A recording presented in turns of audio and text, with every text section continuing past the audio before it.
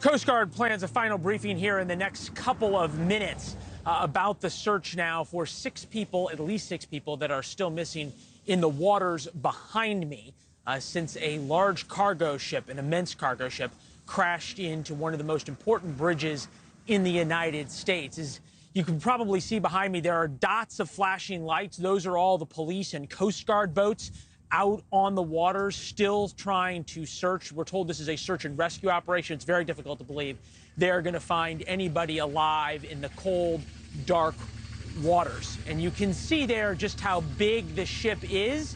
Well, it looks big in the pictures, but nothing quite tells you how big it is until you're able to go out and see it from the water, which is what we did earlier today.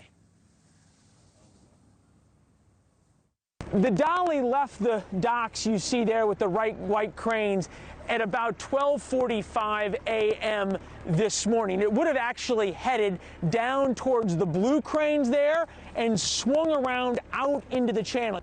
How many different things had to go wrong for that to happen? Boat's engine's failure, as it was shown in the video. Current can also take the boat and take it to a different direction, because it's going to take a long time for the boat to stop. The weather was fine, a completely clear day. We saw that, or a completely clear evening. We saw that from the video, and then headed out. Where we are now is where it would have experienced one of those two power failures that you saw on the video. And as it headed out, you can see it heading. The channel actually goes to the left of where the ship is now. It would have drifted off here. You can see one of the Coast Guard boats right there guarding what is now a 2,000-yard perimeter around the wreck. Is there anything that could have stopped these boats? Nothing. That thing would have cut through that bridge, and that's dead. It's beyond. I thought, maybe that thing would have sunk because of the concrete span there. It would have been, it should have sunk the ship too.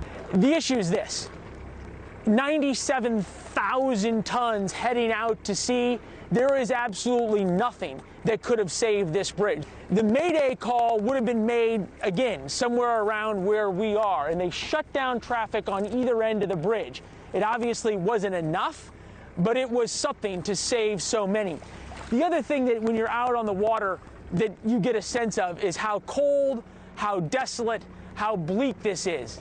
Anyone who fell in the water only had a matter of minutes to survive before severe hypothermia set in. It seems like you can see one of the Coast Guard boats heading over towards us. They've said there's about a 2,000-yard perimeter around the boat, and that's because they're still diving down below the boat. They're trying to go into the cars, see if there's any cars that still have people inside of them, and also get a sense of what kind of damage has been done.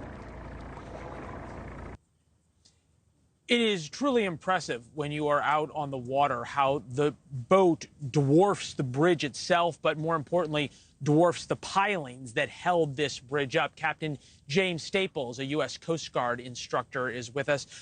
Good to see you, sir. Thank you.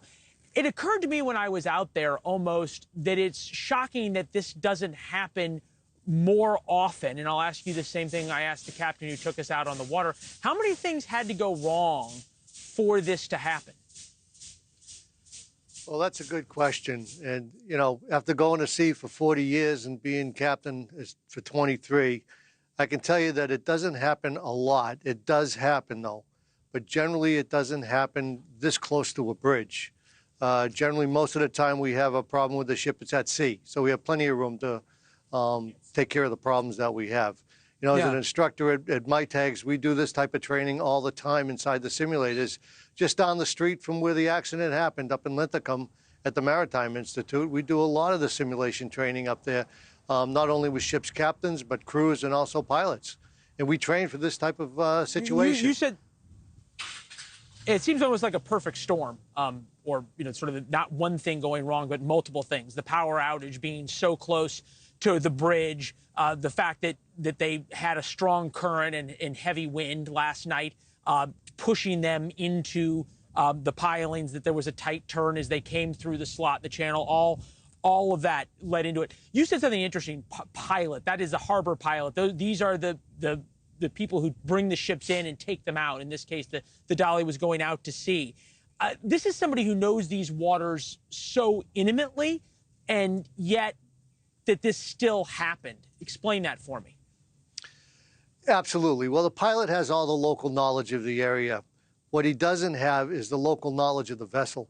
And so he's going to be dependent on what he's told when he gets on board with what they call a pilot transfer, captain-pilot transfer, where information is exchanged. Thanks for watching. Go to joinnn.com to find NewsNation on your television provider.